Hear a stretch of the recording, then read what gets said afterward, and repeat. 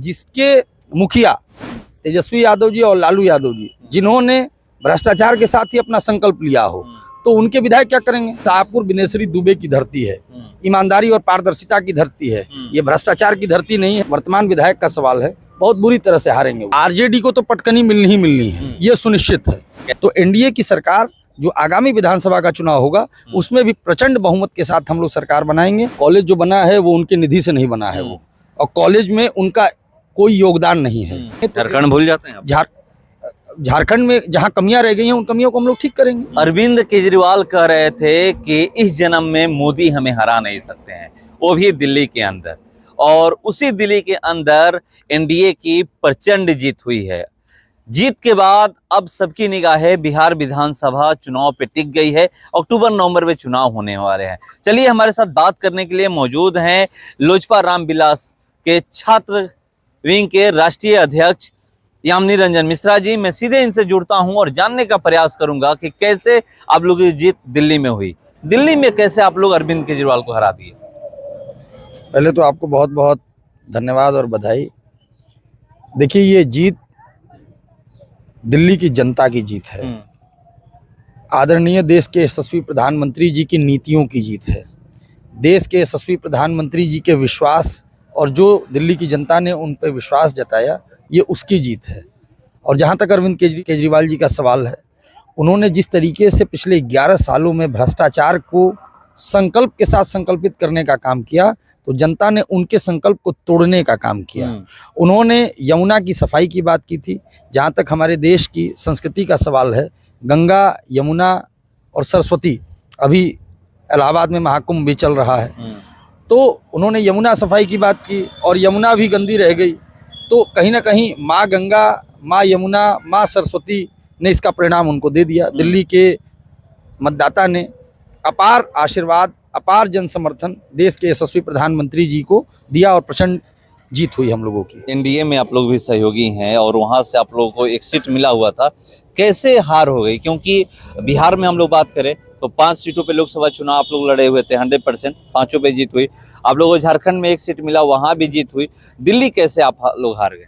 देखिए, क्या है कि जब आप चुनाव लड़ते हैं तो चुनाव कभी जीतते हैं, कभी हारते हैं। इसकी समीक्षा हमारे राष्ट्रीय अध्यक्ष जी के साथ हम लोग बैठ के इसकी समीक्षा होगी कि हम लोग क्यों चुनाव हार गए।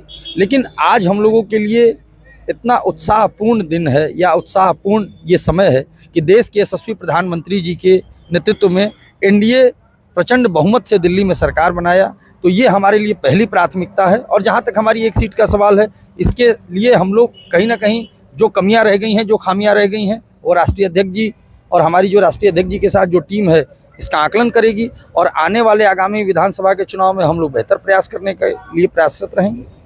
अब सबकी निगाहें बिहार विधानसभा चुनाव पे टिक गई है। अक्टूबर नवंबर में चुनाव होने हैं, यहाँ पर क्या होने वाला है? वही परिणाम दिखेगा जो अभी वर्तमान सरकार है, यही फिर से एक बार रिपीट होगी, या फिर तेजस्वी यादव जो लगातार दावा कर रहे हैं कि इस बार हम मुख्यमंत्री नीतीश कुमार के नेतृत्व में सरकार नहीं बनने देंगे? देखिए, ऐसा है कि आपको प्रामाणिकता के साथ बात करना है। पिछले 4 राज्यों के अगर आप चुनाव देखिए, हरियाणा का चुनाव देखा आपने, दिल्ली का वर्तमान में जो चुनाव हुआ वो देखिए आप, महाराष्ट्र में जो चुनाव हुए, और इसके पहले जो उपचुनाव हुए, अगर ये चारों चुनाव को अगर आप देखेंगे तो झारखंड भूल जाते हैं। झारखंड में जहां कमियां रह गई हैं उन कमियों को हम लोग ठीक करेंगे। लेकिन आप अगर स्ट्राइक रेट के तौर पे देखेंगे तो ऑलमोस्ट 90 से 95% का एनडीए का स्ट्राइक रेट है। तो स्ट्राइक रेट के हिसाब से तो कहीं ना कहीं बेनिफिट ऑफ डाउट तो हमेशा बैट्समैन के हक में रहता है। तो एनडीए की सरकार जो आगामी विधानसभा का चुनाव होगा उसमें भी प्रचंड बहुमत के साथ हम लोग सरकार बनाएंगे। और ये आपने देख लिया, 4 राज्यों में आपने देखा, तो 4 राज्यों के स्ट्राइक रेट के हिसाब से हम कहीं ना कहीं अपफ्रंट हैं।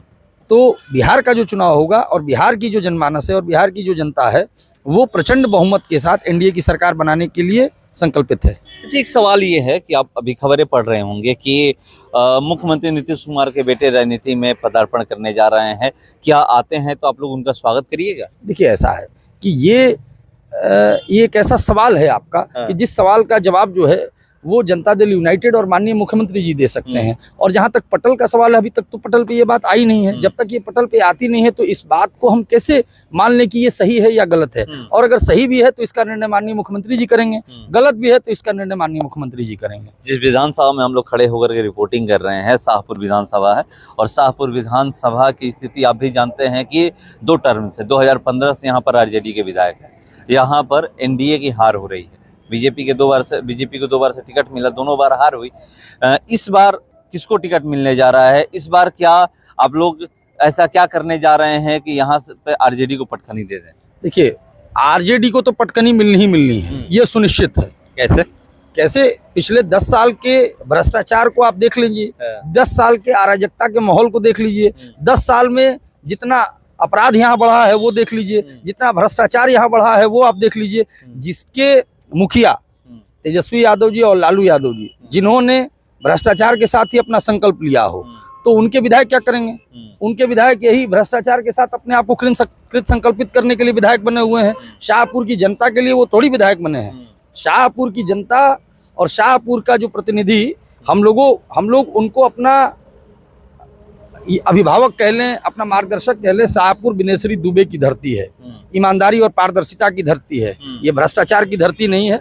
हाँ, कभी कभी क्या होता है कि गलती से कुछ निर्णय हो जाता है, तो जनता मालिक है, जनता इस बात को समझ रही है। और इस बार आरजेडी की जो सरकार जो उन्होंने बनाने के लिए सोच रहे हैं, और जहाँ तक यहाँ वर्तमान विधायक का सवाल है, बहुत बुरी तरह से हारेंगे वो, बहुत बुरी तरह से। सरकार नहीं बनेगी आरजेडी की?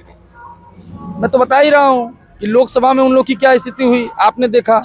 विधानसभा में क्या होगी मैं आज ही बता देता हूँ कि चुनाव वो किसी कीमत पे नहीं जीतने जा रहे हैं, क्योंकि जिसका संकल्प भ्रष्टाचार के साथ हो, जिसका संकल्प अराजकता के साथ हो, जिसका संकल्प तमाम ऐसी नीतियां जो जनता के हित में नहीं हो, वो क्या चुनाव जीतेगा? सब जो घोषणा कर रहे हैं कि माई बहन मान योजना के तहत हम 2500 रुपये महिलाओं को देंगे, 200 यूनिट बिजली फ्री करेंगे, हम जो वृद्धा पेंशन है उसको बढ़ाएंगे, तमाम तरह की जो योजनाएं की घोषणा कर रहे हैं।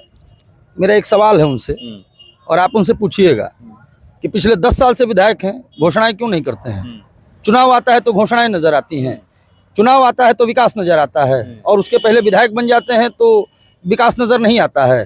तो जनता ये समझ चुकी है, जनता को हवाबाज लोगों की जरूरत नहीं है। और शाहपुर की है ना, विधायक यहाँ के कहते हैं, मैं इंटरव्यू भी करता हूँ तो बोलते हैं कि अगर शाहपुर विधानसभा की बात करें तो आप देख लीजिए कि कितना विकास हुआ है, रोड हो या जो भी हो, हर जगह काम ही काम आपको दिखेगा। चाहे वो कॉलेज हो, आप देख लीजिए कॉलेज यहाँ पर बना है, डिग्री कॉलेज जो वहाँ सोनबरसा में, गौतम नगर में, वहाँ पे कॉलेज बना। सड़कें जो है, हम सड़कें अपना बनवाए हैं, कुछ सड़कें बाकी है, वो भी चुनाव से पहले सब कंप्लीट हो जाए। इसको ठीक कर लिया जाए। कॉलेज जो बना है वो उनके निधि से नहीं बना है वो, और कॉलेज में उनका कोई योगदान नहीं है। वो परम पूज्य जीयर स्वामी जी के आशीर्वाद से इस क्षेत्र की जनता को ये आशीर्वाद मिला हुआ है। उनका क्या योगदान है? उन्होंने बच्चों की शिक्षा के लिए क्या किया है? उन्होंने बच्चों की पढ़ाई के लिए क्या किया है? कितने विद्यालय, कितने स्कूल, कितने कॉलेजेस खोलने की उन्होंने बात की है, और कितना उन्होंने खोला है? तो 10 साल में उन्होंने जो वो कार्य करते हैं, जो 10 साल विधायक बनने के पहले वो नहीं कर, जो वो करते थे, वो आज उसी को करते हैं केवल विधायक। ITI कॉलेज का बोल रहे हैं कि वो जादवपुर में जो बना है वो मेरे ही रीजन में बना है। देखिए, ऐसा है कि ITI कॉलेज उनके रीजन में बना है, वो यहाँ के विधायक हैं, तो उनको जो प्रदेश की नीतियों के तहत जो बनता है उसका वो श्रेय ले लेते हैं। उनका क्या अधिकार है और अपने अधिकारों का कितना इस्तेमाल करके उन्होंने क्या क्या किया है, ये अपनी बात ना करें। वो बिहार सरकार के द्वारा किए गए कार्यों की बात ना करें, वो अपनी बात करें कि वो क्या करते हैं, वो कितनी विकास की बात करते हैं। वो एक चीज में बहुत अच्छे हैं, 10 साल पहले विधायक नहीं बनने के पहले जो वो कार्य करते थे, उस कार्य को विधायक बनने के बाद और सुचारू तरीके से कैसे किया जाए और किस तरीके से भ्रष्टाचार का अमली जामा पहना के कार्य किया जाए, वो करते हैं, और उसके लिए वह कृत संकल्पित है। अच्छा, आप शाहपुर विधानसभा में दिख रहे हैं, क्या लोजपा को भी ये सीट जा सकता है? देखिए, ऐसा है कि मैं फिर दूसरी बार ये कहूँगा कि लोजपा भी एनडीए का एक पार्ट है। हमारे एनडीए के शीर्ष नेता बैठ के तय करेंगे, और अगर एनडीए के शीर्ष नेता तय करते हैं कि लोजपा यहाँ लड़ेगी, तो ये हमारे राष्ट्रीय अध्यक्ष जी तय करेंगे। एनडीए के शीर्ष नेता ये फैसला करेंगे कि ये सीट किसको जाएगी। नहीं, खबरें आती है कि जिस जिस तरह से बीजेपी में अंदर खाने सब कलह चल रहा है, तो किसी और को दे दिया, जेडीयू को दे दिया जाएगा, लोजपा को दे दिया जाएगा, हो सकता है। तो क्या मतलब आपको भी कहीं से ये अंदेशा मिला है या फिर कहीं से खबर आई है क्या कि लोजपा को ये सीट जा सकता है? देखिए, मैं हाइपोथेटिकल बात नहीं करता हूँ। मैं एक बात जरूर कहूंगा कि एनडीए के हम पार्ट हैं और सारे लोगों की भागीदारी को सुनिश्चित करके एनडीए है। तो अब एनडीए में हमारे शीर्ष नेता और हमारी पार्टी के हमारे राष्ट्रीय अध्यक्ष जी ये तय करेंगे। अगर हम एनडीए के पार्ट हैं तो हमारी भी भागीदारी को सुनिश्चित करेगी एनडीए की जितने भी तमाम दल हैं। तो ये क्या होगा नहीं होगा वही होगा जो मंजूर खुदा होगा, ये आने वाला वक्त तय करेगा। और मैं एनडीए का पार्ट हूँ, इससे तो कहीं बाहर नहीं। तो एनडीए से जिसको भी यहाँ पर टिकट मिलेगा, जिस पार्टी के भी खाते में सीट जाएगी, आप लोग मेहनत करिएगा। 100% एनडीए का कोई भी कैंडिडेट होगा उसको तन मन धन से एनडीए का हर एक कार्यकर्ता और एक एक पदाधिकारी उसको मदद करने के लिए कृत संकल्पित है।